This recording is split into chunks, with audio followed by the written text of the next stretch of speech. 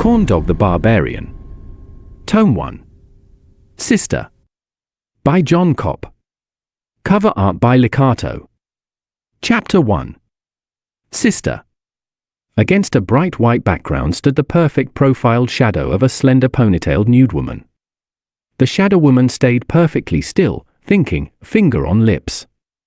After a long pause, the shadow turned to face the white background and flashed its hands to its hips. A wild, flamboyant shadow dress appeared on the shadow woman. The shadow's mistress, a healthy young Macedonian woman of perfect symmetry, stood on the side of a mountain, wearing the kind of crazy, over-the-top fashion show dress you might see a model wear on the runway, but nobody would wear in public. Her name was Pixie, and though not a fairy, was trained in the art of fairy magic. Pixie stood facing her shadow at the base of a gigantic white letter Y that towered nearly 50 feet above her.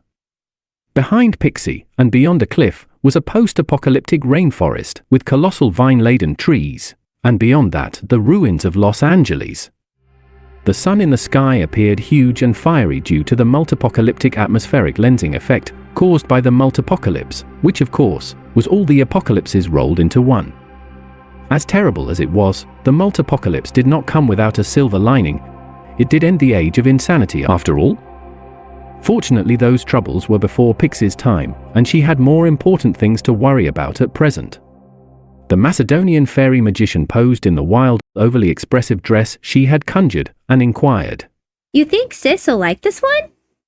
For a brief moment, the glint of eyeglass lenses could be seen peeking out from behind the gigantic letter Y.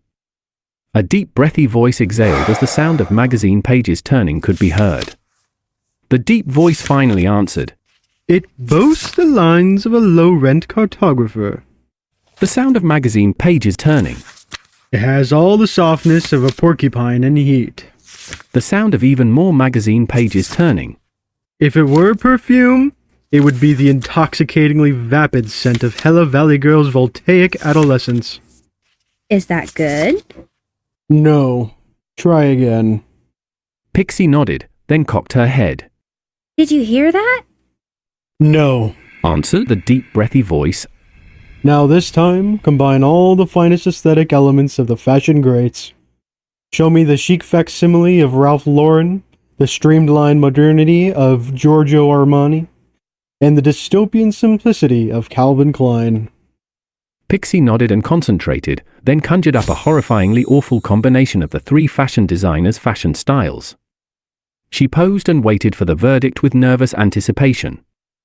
The response was the sound of a heavy book plopped down on a stack of magazines. Behind the giant Y, a gorilla paw with a Mickey Mouse watch on its wrist opened the book Frankenstein by Mary Shelley that was sitting atop a small stack of old-fashioned magazines. The book and magazines were in very poor condition, partly burned with holes. Pixie squirmed impatiently as the sound of book pages turning could be heard. The deep voice then rendered its judgment, quoting the Promethean horror novel. How can I describe my emotions at this catastrophe, or how delineate the wretch whom with such infinite pains and care I had endeavored to form? Alas, I created a monster. Not good. Feeling down, Pixie looked up at the remaining gigantic letters of the ruined Hollywood sign. Holy cod. What do these giant letters say anyway? The deep, breathy voice answered. They used to say Hollywood. Hollywood. Must have been a big tree. Hollywood isn't a tree, it's a place. Oh, sounds like a nice place. It's not, said the deep, breathy voice. Now focus. This time I want you to create an outfit that embodies everything important to you. Think of all the orphans you've fed, all the elderly you've assisted, all the cats from trees and children from wells you've rescued. Think about unicorns and rainbows and fairies and butterflies and sweet treats. Think about what makes you happy. Let's see Pixie. Pixie closed her eyes and concentrated, then conjured up a very pink outfit. The deep, breathy voice stated its dissatisfaction. Too pink. With the flash of her hands, Pixie made it less pink by eliminating fabric. Too revealing. The reply. Pixie next created a fluffy dress with designs of kittens and unicorns and rainbows and fairies and butterflies and sweet treats all over it. Too literal. Pixie then conjured up a purple duckling outfit. Now that's just ridiculous. Pixie was distracted. Are you sure you didn't hear that? What if Khorndahgh... Khorndahgh can take care of himself. Assured the deep voice. Now forget everything I said before. This time think about sister. Think about how smart and beautiful she is. Think about your love for one another and how joyous your reunion will be. Think about seeing her every single day and living happily ever after. Let's see Cleopatra. With tears welling in her eyes, Pixie nodded and closed them, causing teardrops to escape. Taking a deep breath and exhaling slowly, she relaxed in her purple duckling outfit, not concentrating, but instead letting her emotions imbue the fairy fashion spell she then unleashed.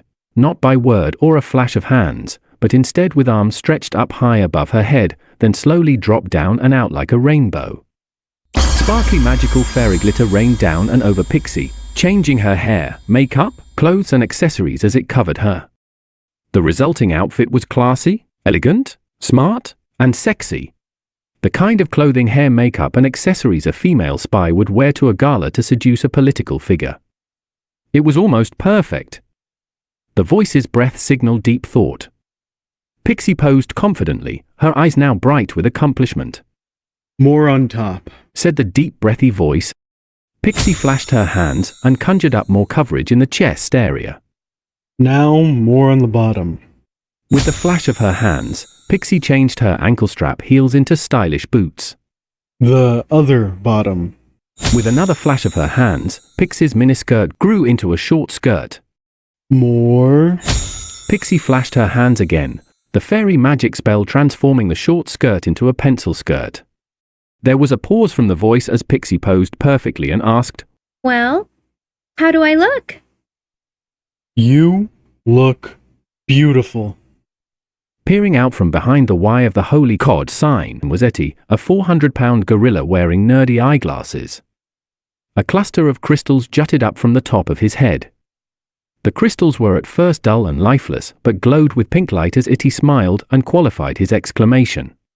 For a human. With hands on hips, Pixie shifted her weight and smiled victoriously.